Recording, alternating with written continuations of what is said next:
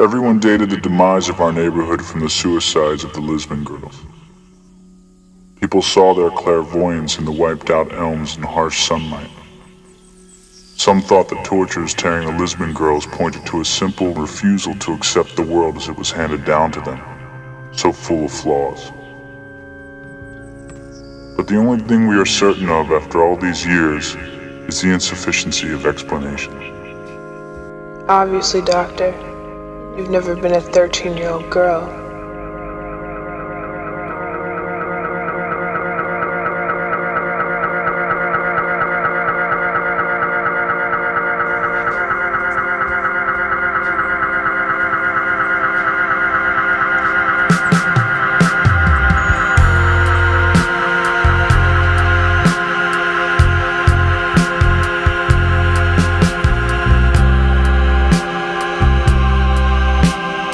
The Lisbon girls were 13, Cecilia, 14, Lux, 15, Bonnie, 16, Mary,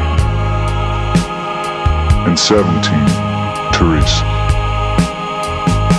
No one could understand how Mrs. Lisbon and Mr. Lisbon, our math teacher, had produced such beautiful creatures. From that time on, the Lisbon house began to change.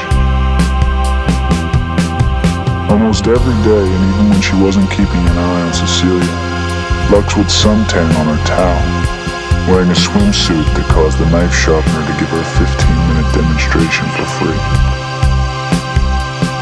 The only reliable boy who got to know Lux was Trip Fontaine, who only 18 months before the suicides had emerged from baby fat, to the delight of girls and mothers alike.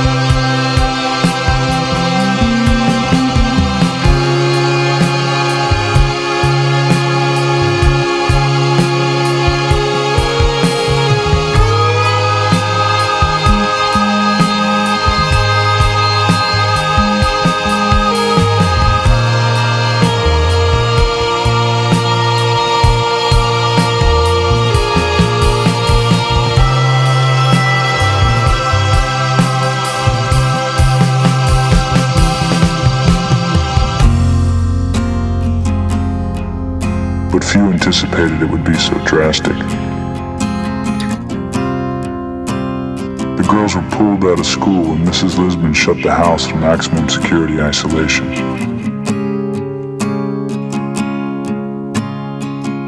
The girls' only contact with the outside world was through the catalogs they ordered that started to fill the Lisbon's mailbox with pictures of high-end fashions and brochures for exotic vacations.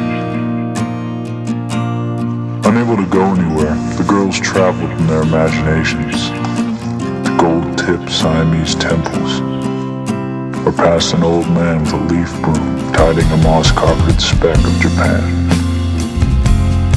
And Cecilia hadn't died. She was a bride in Calcutta. Collecting everything we could of theirs, we couldn't get the Lisbon girls out of our minds, but they were slipping away. The colors of their eyes were fading, along with exact locations of moles and dimples. From 5 they had become 4, and they were all, the living and the dead, becoming shadows. We would have lost them completely if the girls hadn't contacted us.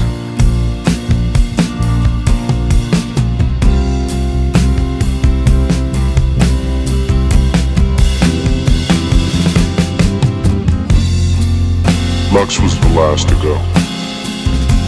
Fleeing from the house, we'd forgotten to stop at the garage. After the suicide free-for-all, Mr. and Mrs. Lisbon gave up any attempt to lead a normal life. They had Mr. Headley pack up the house, selling what furniture he could in a garage sale. Everyone went just to look. Our parents did not buy used furniture, and they certainly didn't buy furniture tainted by death.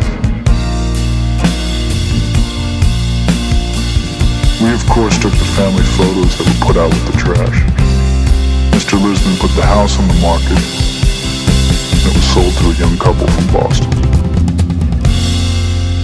It didn't matter in the end how old they had been, or that they were girls, but only that we had loved them, and that they hadn't heard us calling. Still do not hear us, calling them out of those rooms where they went to be alone for all time. Alone in suicide, which is deeper than death, and where we will never find the pieces to put them back together.